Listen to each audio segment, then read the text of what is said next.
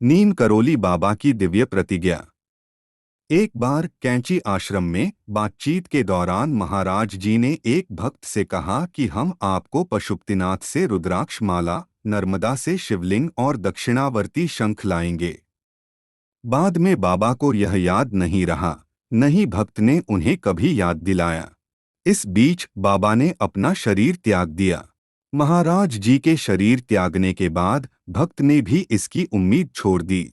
लेकिन एक दिन अक्षमथ नामक एक युवा साधु यह सब लेकर भक्त के पास पहुंचे। उन्होंने इन चीजों को भक्त को सौंपते हुए कहा कि यह आपके लिए विशेष रूप से भेजा गया है। एक अज्ञात साधु चला गया। इन चीजों को हाथ में लेकर भक्त की आंखों से आंसू बहने लगे। भक्त महाराज जी की प्रतिज्ञा की चमत्कारिक पूर्ति से अभिभूत होकर उन पवित्र वस्तुओं को अपने निजी वेदी पर सावधानी से रख दिया। उन्होंने वेदी के सामने बैठकर अपनी आंखें बंद कर लीं और महाराज जी के साथ बिताए समय को, उनसे प्राप्त शिक्षाओं को और उनकी उपस्थिति में महसूस किए गए प्रेम को याद किया। जैसे जैसे यादें लौटने लगीं, उन्होंने एक गहरा शांति और महाराज जी के साथ जुड़ाव महसूस किया, मानो बाबा अभी भी उनके साथ हैं, उनका मार्गदर्शन और सुरक्षा कर रहे हैं। दिन हफ्तों में बदल गए और भक्त का विश्वास हर गुजरते दिन के साथ मजबूत होता गया। उन्होंने महाराज जी की प्रतिज्ञा और उसकी पूर्ति की कहानी अन्य भक्तों और आश्रम के आगंतुकों के साथ साझा करना शुरू कर दिया। लोग दूर दूर से उनकी कहानी सुनने और पवित्र रुद्राक्ष माला, शिवलिंग और दक्षिणावर्ती शंख को देखने के लिए आए। यह कहानी महाराज जी की दिव्य उपस्थिति और उनके भक्तों के साथ उनके अटूट बंधन का प्रमाण बन गई, यहाँ तक कि उनके शारीरिक रूप से चले जाने के बाद भी। एक शाम जब भक्त वेदी के सामने ध्यान कर रहे थे, तो उन्होंने अचानक एक गर्मी का अनुभव किया। आंखें खोलते ही उन्होंने देखा कि महाराज जी की एक हल्की चमकती हुई आकृति उनके सामने खड़ी थी। बाबा मुस्कुराए और कहा, मैं हमेशा तुम्हारे साथ हूँ मेरे बच्चे। दिव्य योजना पर विश्वास रखो और अपने मार्ग पर विश्वास और भक्ति के साथ आगे बढ़ो। इसके बाद आकृति गायब हो गई, जिससे भक्त के दिल में एक गहरी आनंद और आश्वासन की भावना छोड़ गई।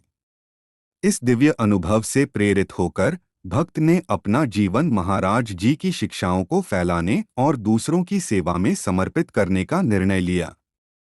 उन्होंने आश्रम में आध्यात्मिक सभाओं, ध्यान सत्रों और सामुदायिक सेवा गतिविधियों का आयोजन करना शुरू किया। उनकी निस्वार्थ सेवा और अडिग विश्वास ने कई और साधकों को आश्रम की ओर आकर्षित किया। हर कोई महाराज जी की प्रतिज्ञा की कहानी में सांत्वना और प्रेरणा पा रहा था। साल बीतते गए और आश्रम एक आध्यात्मिक शिक्षा और सेवा का केंद्र बन गया।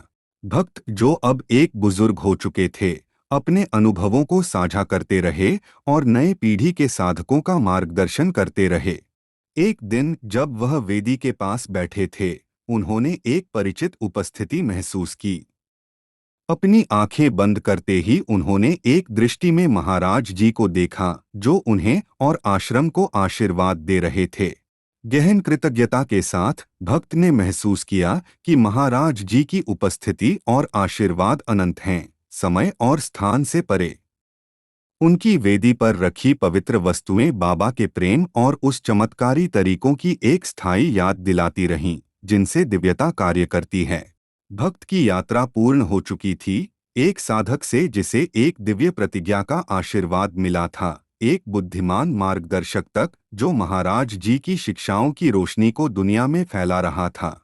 और इस तरह नीम करोली बाबा की विरासत जीवित रही, उन दिलों और जीवनों के माध्यम से जिन्हें उनकी कृपा ने छुआ था, दुनिया भर में प्रेम, विश्वास और भक्ति का प्रसार करते हुए। अगर आपको वीडियो पसंद आया है तो लाइक कीजिए और ऐसे ही और वीडियो के लिए हमारे चैनल को सब्सक्राइब कर लीजिए। धन्यवाद।